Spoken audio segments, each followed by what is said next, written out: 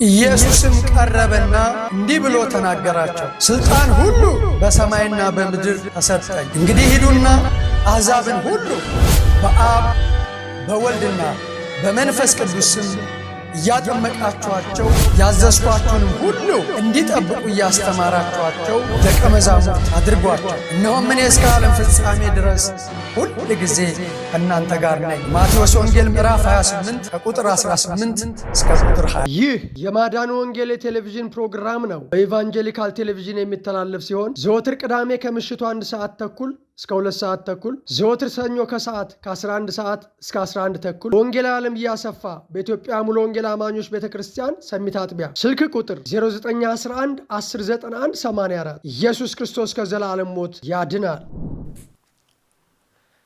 ክብር ለኢየሱስ ይሁን። የምትከታተሉን አድማጮቻችን፣ ተመልካቾቻችን አሁን በዚህ በክፍል 2 እንዲሁ ሰላም እንላችኋለን።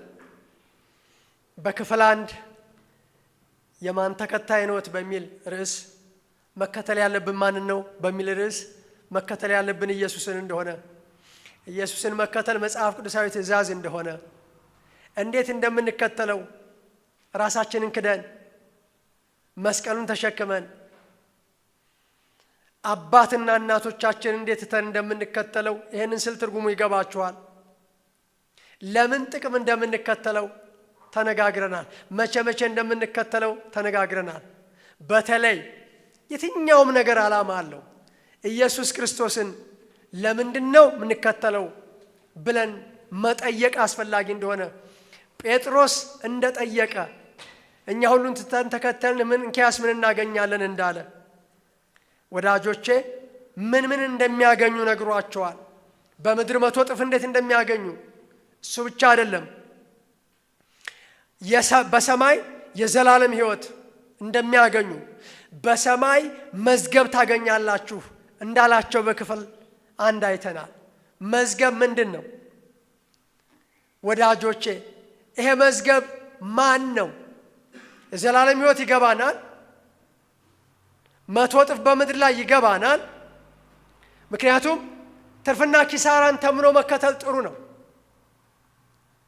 በመግቢያ ላይ በክፍል 1 እንዳልኩት ወዳጆቼ ሰዎችን የሚከተሉ ሰዎች እንዳሉ፣ ሰይጣንን የሚከተሉ ሰዎች እንዳሉ፣ መጨረሻቸው ጥፋት እንደሆነ፣ ኢየሱስን መከተል መጨረሻው ሕይወት እንደሆነ፣ ኢየሱስን መከተል እንደሚያዋጣ ተነጋግረናል። ኢየሱስ ክርስቶስን መከተል ይሁንላችሁ እና ትርፍና ኪሳራችን ምንድነው? መቼም ዓላማ የሌለው ነገር የለም እንደምታውቁት። ግብ የሌለው ነገር የለም እንደምታውቁት። ጥቅም የሌለው ነገር የለም እንደምታውቁት፣ በተለይ ሰማያዊ ነገር። ስለዚህ ኢየሱስን መከተል ጥቅሙ ምንድነው? ኢየሱስን መከተል ለምን ያስፈልጋል? ኢየሱስን መከተል ዓላማው ምንድነው? ግቡ ምንድነው ወዳጆቼ? ስለዚህ እሱን ነው የምናየው። የመጀመሪያው የዘላለም ሕይወት ማግኘት ነው። በምድር 100 እጥፍ ነው ጌታ ኢየሱስ ራሱ እንዳለው። እያንዳንዱ የየራሱ የሆነ እንግዲህ ትርጉም ከተባለ ብዙ ትርጉም ይኖረዋል። ግን በጣም አስፈላጊው በክፍል 1 ስለመከተል ነው። አሁን ደግሞ ስለ ሰማያዊ መዝገብ ነው የምናወራው። ምን ማለት ነው መዝገብ? ብዙ አይነት ትርጉም ስላለው የማያውቁ ሰዎች ስላሉ ከዛ አኳያ ተነስተን ትርጉሙን ለማየት እንችላለን። ትርጉም አስፈላጊ ስለሆነ እንደ መነሻ ግን የመልእክት ክፍል ቆላስይስ ምዕራፍ 2:1 ላይ የዚህ የጽዮን ከተማ ሰራዊት የኢየሱስ ክርስቶስ የወንጌል አገልግሎት ተልእኮ ኢየሱስ ክርስቶስ ሰዎች እንዲያውቁት ነው። መዝገብ ነው። ስለዚህ አሁን የምናወራው ስለ ሰማያዊ መዝገብ ነው። ስለ ነፍስ መዝገብ፣ ነፍስ ስለሚመዘገብበት መዝገብ፣ ስለ እናንተና በሎዶቅያ ስላሉት ፊቴንም በሥጋ ስላላዩት ሁሉ እንዴት ያለ ትልቅ መጋደል እንዳለኝ ልታውቁ ወዳለሁና።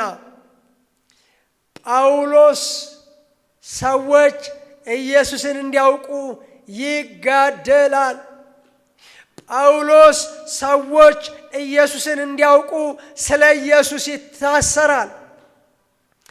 ሰዎች ኢየሱስን እንዲያውቁ ስለ ኢየሱስ ዋጋ ይከፍላል። እንዴት ያለ ትልቅ መጋደል እንዳለኝ እናንተ ምስክሮች ናችሁ። ማነው ተጋዳይ ዛሬ? ማነው ተጋዳላይ? ማነው ወታደር? መንፈሳዊ ወታደር ማነው? የሚጋደል ለወንጌል የሚጋደል ለኢየሱስ የሚጋደል። እንዴት ያለ ትልቅ መጋደል እንዳለ ልታውቁ ወዳለሁና ልባቸው እንዲጸና፣ አንድ ልባቸው እንዲጸና፣ ሁለተኛ በፍቅር ተባብረው፣ ተመልከቱ ለምን እንደሚጋደል በፍቅር ተባብረው፣ ሶስተኛ በማስተዋል ወደሚገኝበት ማስተዋል ያስፈልጋል። ወደ መረዳት ባለጠግነት።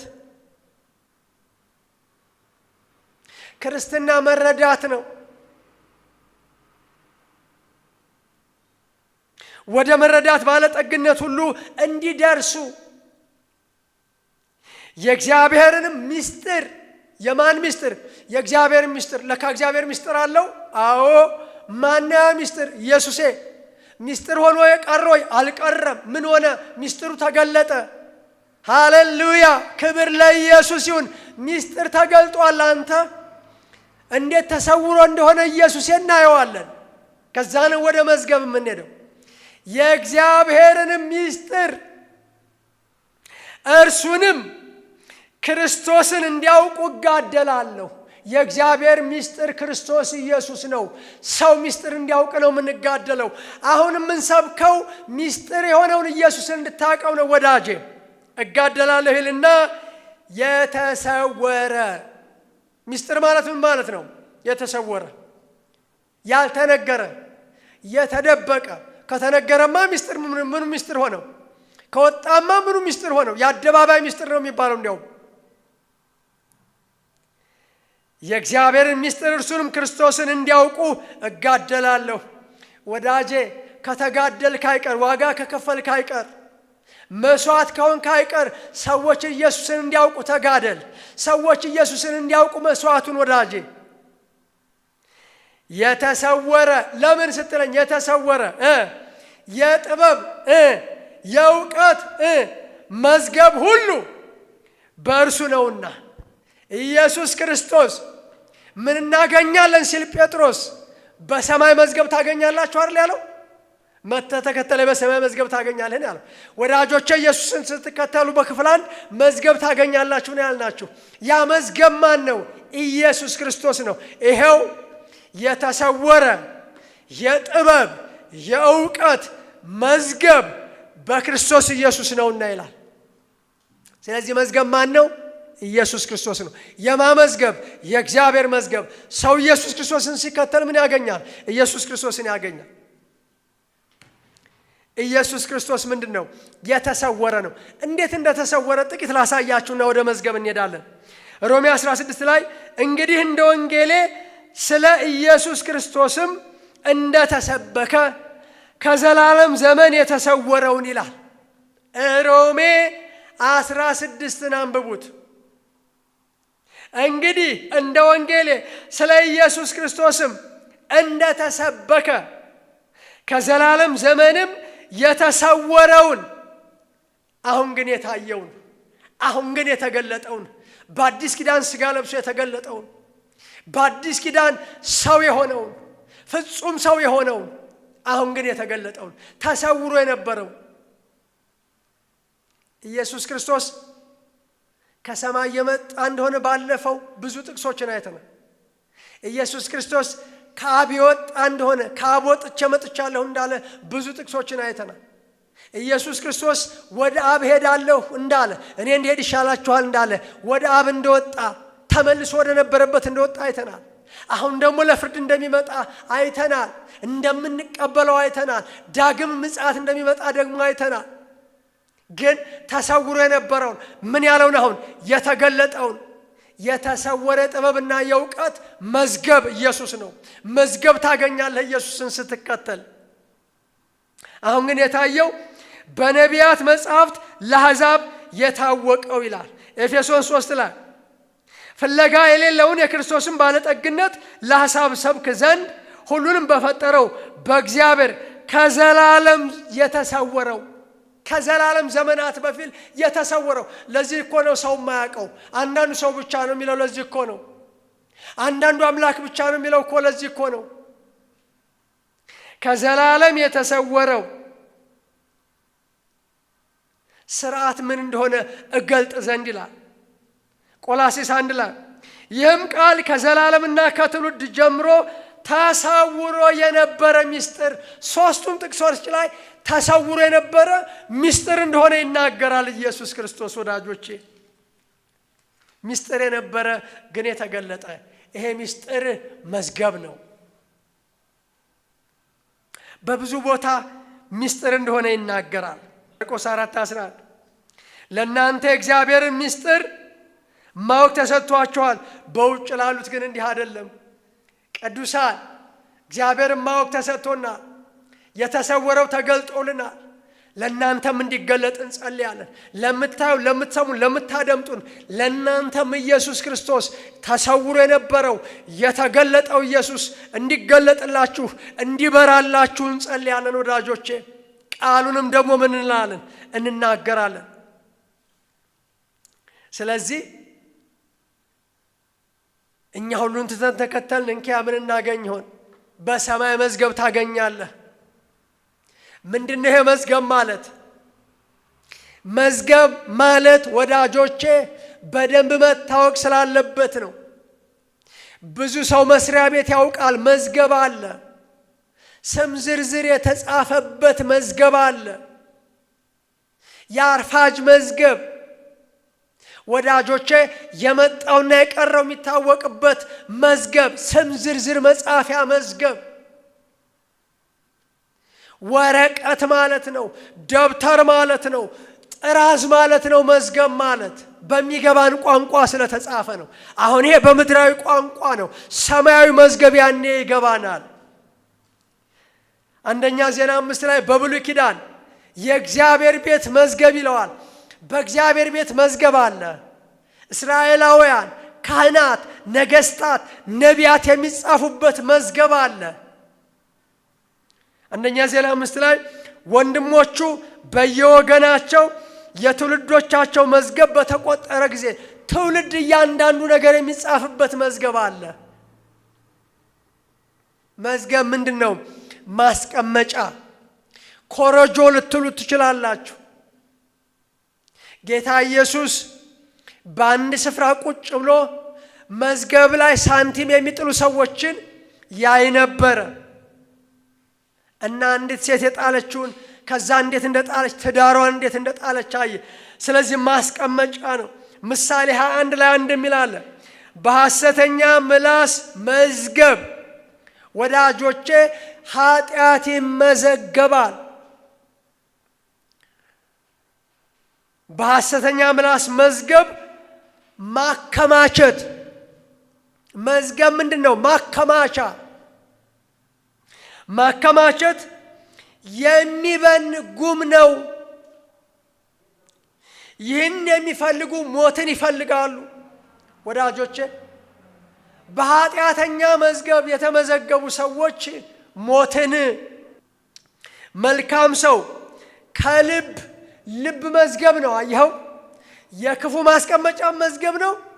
የመልካም ነገርም ማስቀመጫ መዝገብ ነው። በልብ ውስጥ ምን አይነት መዝገብ ነው ያስቀመጥከው? ቂም በቀል ጌታ ይርዳህ ወዳጆቼ። በቀል ጌታ ይርዳህ። በልብ ውስጥ በልቤ ውስጥ አንድ መዝገብ እንዲኖር ለምናለሁ። መልካም መዝገብ፣ በመልካም ልብ መልካም መዝገብ፣ በክፉ ልብ ክፉ መዝገብ እንዳይቀመጥ። መልካም ሰው ከልብ መልካም መዝገብ መልካሙን ያወጣል። ከመልካም ልብ መዝገብ መልካሙን ያወጣል። ክፉ ሰው ከልብ ክፉ መዝገብ ክፉን ያወጣል። በእኔና በአንተ ልብ ውስጥ ሁለት አይነት ልብ አለ። በአንተ ልብ ውስጥ ምንድነው ያለው መዝገብ? ምን አይነት መዝገብ በልብ ውስጥ እንዲቀመጥ ትፈልጋለህ? መልካም መዝገብ። ክፉ መዝገብ በኢየሱስም ከእያንዳንዱ ሰው ልብ ውስጥ ይነቀል። ወዳጆቼ መዝገብ ቀላል ትርጉም የለው። እንዲያውም ማቴዎስ 4 ላይ ልብህ ባለበት መዝገብህ አለ ነው የሚለው።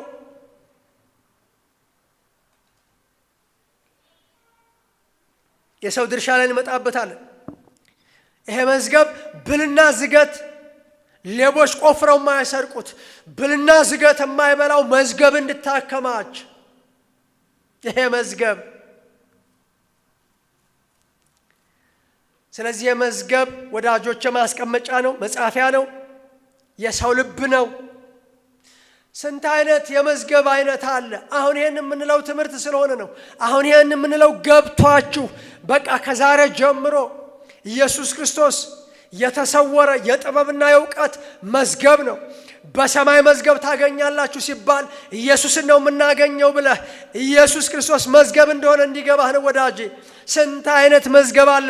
በጣም ብዙ አይነት መዝገብ አለ። የእግዚአብሔር መዝገብ አለ፣ የምስራች። የሰው መዝገብ አለ፣ የሰይጣን መዝገብ አለ። ብዙ አይነት መዝገብ አለ። ብዙ አይነት መጻፊያ፣ ብዙ አይነት ማስቀመጫ አለ። የእግዚአብሔር መዝገብ ግን አለ። አሁንም እነግርህ የእግዚአብሔር መዝገብ ላይ እንድትመዘገብ ነው። የእግዚአብሔር መዝገብ እንድታገኝ ነው። ሁለተኛ ዜና 16 አሳም ከእግዚአብሔር ቤትና ከንጉሱ ቤት መዝገብ ይላል። የእግዚአብሔር መዝገብ በብሉይ ኪዳን። ሁለተኛ ዜና 36 ላይ የእግዚአብሔርንም ቤት መዝገብ በብሉይ ኪዳን ቅዱሳን የሚመዘገቡበት፣ በሰማይ እኮ አይደለም፣ በአዲስ ኪዳን ነው በሰማይ መዝገብ ያለው። ግን የእግዚአብሔር መዝገብ አለ ልህ ነው። የሰማይ መዝገብ አለ። በደንብ ስማኝ። አሁን ትኩረቴ የሰማይ መዝገብ ላይ ነው። ኢየሱስን የሚከተል ሰማያዊ መዝገብ ያገኛል። ሰማያዊ መዝገብ ኢየሱሴ ነው። የዘላለም ሕይወት ነው። የነፍስ መዝገብ ነው። ሉቃስ 18:22 ላይ ኢየሱስም ይህን ሰምቶ አንዲት ገና ቀርታለች፣ ያለህን ሁሉ ሸጠህ ለድሆች ስጥ፣ በሰማይም መዝገብ ታገኛለህ አለው ይላል። ማቴዎስ 19 ላይ ያለው የዘላለም ሕይወትን እንዳገኝ ምን መልካም ነገር ላድርግ? ሕግን ጠብቅ፣ ትእዛዛትን ጠብቅ። የትኞቹን? አትግደል፣ አትስረቅ፣ አታመንዝር። ከሕፃንነት የጠብቅ ያለው ምንድነው የሚቀረኝ? አንድ ነገር ቀረህ። ያለህን ሸጠህ ለድሆች ስጥ፣ በሰማይ መዝገብ ታገኛለህ። ርዕሴን ለዚህ ነው ሰማያዊ መዝገብ ያልኩት። ሰማያዊ መዝገብ አለ። በሰማይ መዝገብ ታገኛለህ። ሉቃስ 12:33 ላይ ያላችሁን ሽጡ፣ ምጽዋትም ስጡ፣ ሌባ በማይቀርብበት። ለካ ሌባ የማይቀርብበት መዝገብ አለ። ለካ ሌባ የሚቆፍሮ የሚወስደው መዝገብ አለ። አየኸው? ምጽዋትም ስጡ፣ ሌባ በማይቀርብበት፣ ብልም በማይጠፋበት፣ ብልም በማያጠፋበት። ስለዚህ ብዙ አይነት መዝገብ አለ። ሌባ ቆፍሮ የሚወስደው መዝገብ አለ። ሌባ ቆፍሮ የማይወስደው መዝገብ አለ። ምንድነው ሌባ ቆፍሮ የሚወስደው መዝገብ? ምድራዊ ሀብት፣ ምድራዊ እውቀት፣ ምድራዊ ነገር። ምንድነው ሌባ ቆፍሮ የማያገኘው? ሰማያዊ መዝገብ። እንዴት ያገኘዋል ሌባ? ወዳጆቼ በሰማይ መዝገብ አከማቹ። ጌታ ይርዳችሁ። ሌባ ቆፍሮ በማይሰርቀው፣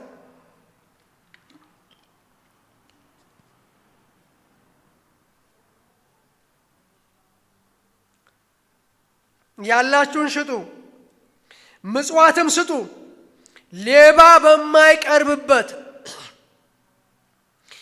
ብልም በማያጠፋበት በሰማያት የማያልቅ መዝገብ። ለካ የማያልቅ መዝገብ አለ። ቅዱሳን ማታምኑ ሰዎች በደንብ ይግባችሁ። ሰማያዊ መዝገብ አለ፣ የማያልቅ መዝገብ አለ። ይሄው ቃሉ ነው የሚለው ሉቃስ 12:33 በሰማያት የማያልቅ መዝገብ የሚሆኑትን የማያረጁትንም ኮረጆች ሌባ የማይቆፍረው የማይወስደው መዝገብ፣ ብልና ዝገት የማይወስደው መዝገብ፣ ኮረጆ ለራሳችሁ አድርጉ። ማቴዎስ 16:19 ብልና ዝገት በሚያጠፉት ሌቦች ቆምረው በሚወስዱት አትሰብስቡ ይልና ነገር ግን በሰማይ መዝገብ ሰብስቡ። መዝገብህ ባለበት ልብ በዚያ አለ። ኢየሱስ መዝገብ ሲሆን ከኢየሱስ የሌላ መዝገብ የለህብህ። ልብ የሚሆነው በኢየሱስ ላይ ነው ወዳጆቼ። እዚህ ጋር ደግሞ ሰብስቡ ነው የሚለው። እግዚአብሔር የተባረከ ይሁን። ስለዚህ የእግዚአብሔር መዝገብ አለ፣ ሰማያዊ መዝገብ አለ፣ የተሰወረ መዝገብ አለ። ዘዳግም 33 ላይ ያሸዋውን መዝገብ ከዚህ ዓለም ሰዎች አድነኝ ከሰወርከው መዝገብህ። እንግዲህ ጸሐፊው ነው እንደዛ የሚለው። መዝሙር 17 ላይ መዝሙረኛው ነው እንደዛ የሚለው ከዚህ ዓለም ሰዎች አድነኝ። ሰዎች ጥቁር መዝገብ ውስጥ ይከቷቸዋል። ከዚህ ዓለም ሰዎች አድነኝ ከሰወርከው መዝገብህ። ሆዳቸውን አጠገብክ ይላል። የተሰወረ መዝገብ፣ የተገለጠ መዝገብ አለ። ወዳጆቼ ሌላው መዝገብ አይጠቅመንም። ክፋት የሌለበት መዝገብ አለ፣ ክፋት ያለበት መዝገብ አለ። ኃጢአት የተገኘ መዝገብ ጥቅም የለውም። ጽድቅ ግን ከሞት ያድናል። ምሳሌ 15 በጻድቅ ሰው ቤት ብዙ ኃይል አለ። በማ ቤት? በጻድቅ ሰው ቤት ብዙ ኃይል አለ። የኃጥእ ሰው መዝገብ ግን ሁከት ነው። ጽድቅና ኃጢአት መዝገብ፣ የጽድቅ መዝገብና የኃጢአት መዝገብ እያወዳደረ ይነግረዋል። መጨረሻው የጽድቅ መዝገብ መጨረሻው ኢየሱስ ክርስቶስ ነው። መጨረሻው መንግሥተ ሰማይ ነው።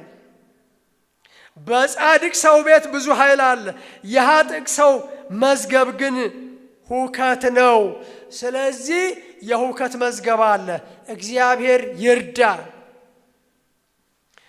ብዙ እንዳልኳችሁ ብዙ አይነት መዝገብ አለ። የህይወት መዝገብ ልናገርና ንስሐ እንገባለን። የነፍስ መዝገብ አለ። የህይወት መዝገብ አለ። ራእይ 20:12-15 ይህ መዝገብ መጽሐፍትም ተከፈቱ፣ ሌላ መጽሐፍም ተከፈተ፣ እርሱም የህይወት መጽሐፍ ነው። የህይወት መዝገብ ነው። ሙታን በመጽሐፍ ተጽፎ እንደነበረው እንደ ስራቸው መጠን ተከፈሉ፣ እንደ መዝገባቸው መጠን ተከፈሉ። በህይወት መጽሐፍ ተጽፎ ያልተገኘው ማንኛውም በእሳት ባህር ውስጥ ተጣለ። ድል የነሳው እንዲሁ በነጭ ልብስ ይጎናጸፋል፣ ስሙን ከህይወት መጽሐፍ አልደመስስም። ያንተ ድርሻ ምንድን ነው? ያንቺ ድርሻ ምንድን ነው? የእርስዎ ድርሻ ምንድን ነው? ብልና ዝገት በሚያጠፉት ሌቦቹም ቆፍረው በሚሰርቁት ዘንድ በምድር መዝገብ አትሰብስብ። ማቴዎስ 6:10-21 ቅድም ያየ ነው። ብልና ዝገት በሚያጠፉት ሌቦችም ቆፍረው በሚሰርቁት ዘንድ ለእናንተ በምድር ላይ መዝገብ አትሰብስብ። እያየኸኝ እየሰማኸኝ ያለህ ወዳጄ፣ የከበርክ ወዳጄ፣ አትሰብስብ። ብልና ዝገት የሚበላው ሌባ ቆፍሮ የሚያጠፋውን መዝገብ አትሰብስብ እና ነገር ግን ብልም ዝገትም በሚያጠፉት ሌቦች ቆፍረው በማይሰርቁት ዘንድ ለእናንተ በሰማይ መዝገብ ሰብስቡ። በቀረላችሁ ዘመን ቅዱሳንም የማታምኑ የምትሰሙ የምታደምጡ በሰማይ መዝገብ ሰብስቡ፣ አከማቹ። በሰማይ መዝገብ ባለበት ደግሞ ልብ በዛ ይሆናል። ልባችን በመንግሥተ ሰማይ ይሁን፣ መዝገባችን በሰማይ ይሁን። ሌላው የሰው ድርሻ በመንግሥተ ሰማይ የተመሰለውን መዝገብ መግዛት። እምታየኝ ወዳጄ፣ እምትሰማኝ ወዳጄ፣ ዛሬ መዝገብ ግዛ። መዝገብ ይገዛል ወይ? አዎ። መጽሐፍ ቅዱስ ምን ይላል?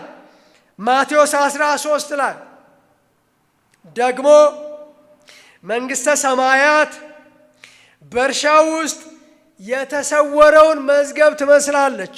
መንግሥተ ሰማያት በእርሻ ውስጥ የተሰወረውን መዝገብ ትመስላለች። በእርሻ ውስጥ እንዴት መዝገብ ይሰወራል? ማቴዎስ 13ን አንብቡት። መንግሥተ ሰማይ ምን እንደምትመስል እንዴት እንደሆነ ሰዎች እንዴት እንደሚያገኟት ማቴዎስ 13ን እባካችሁ በእግዚአብሔር ፍቅር አንብቡት።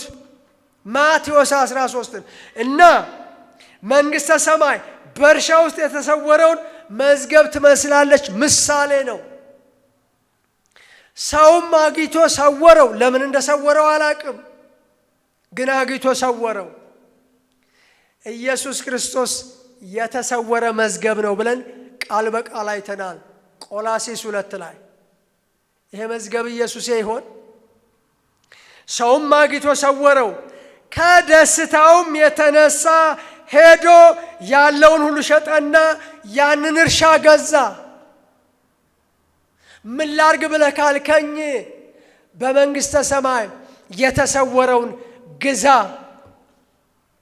በብር ይገዛል እንዴ? ምሳሌያዊ አነጋገር ነው። ሰው በኢየሱስ ክርስቶስ ሲያምን በሰማይ መዝገብ ያገኛል።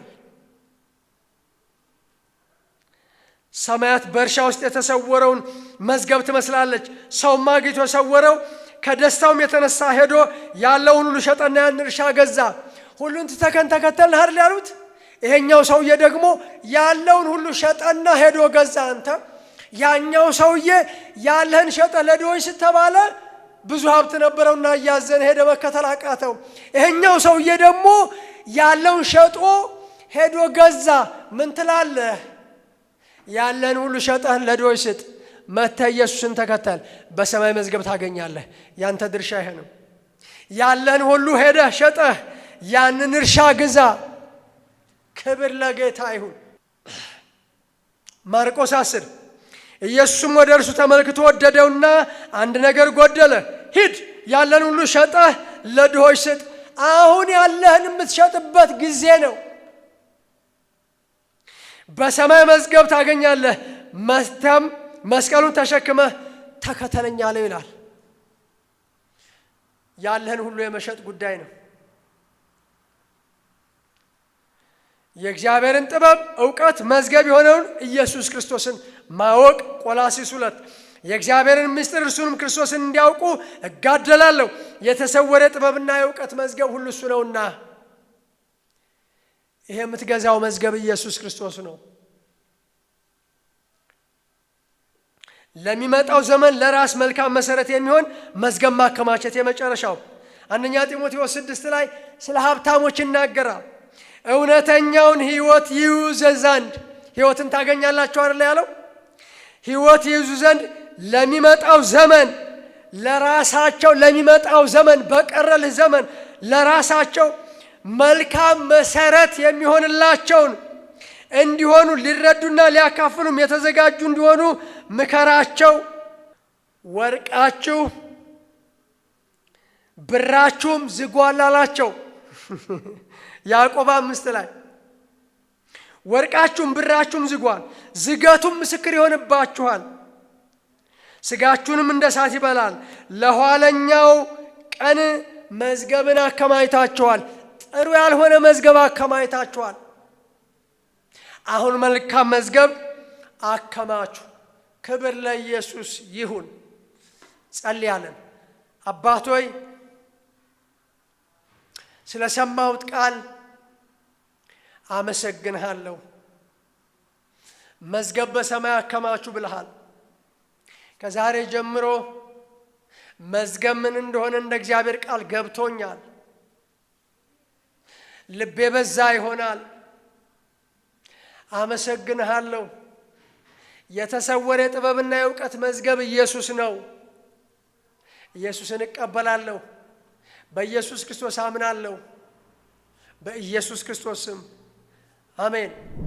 ኢየሱስም ቀረበና እንዲህ ብሎ ተናገራቸው፣ ሥልጣን ሁሉ በሰማይና በምድር ተሰጠኝ። እንግዲህ ሂዱና አሕዛብን ሁሉ በአብ በወልድና በመንፈስ ቅዱስ ስም እያጠመቃችኋቸው ያዘዝኳችሁንም ሁሉ እንዲጠብቁ እያስተማራችኋቸው ደቀ መዛሙርት አድርጓቸው። እነሆም እኔ እስከ ዓለም ፍጻሜ ድረስ ሁል ጊዜ ከእናንተ ጋር ነኝ። ማቴዎስ ወንጌል ምዕራፍ 28 ከቁጥር 18 እስከ ቁጥር 20። ይህ የማዳኑ ወንጌል የቴሌቪዥን ፕሮግራም ነው። በኢቫንጀሊካል ቴሌቪዥን የሚተላለፍ ሲሆን ዘወትር ቅዳሜ ከምሽቱ 1 ሰዓት ተኩል እስከ 2 ሰዓት ተኩል፣ ዘወትር ሰኞ ከሰዓት ከ11 ሰዓት እስከ 11 ተኩል በወንጌላዊ ዓለም እያሰፋ በኢትዮጵያ ሙሉ ወንጌል አማኞች ቤተክርስቲያን ሰሚት አጥቢያ። ስልክ ቁጥር 0911 1091 84። ኢየሱስ ክርስቶስ ከዘላለም ሞት ያድናል።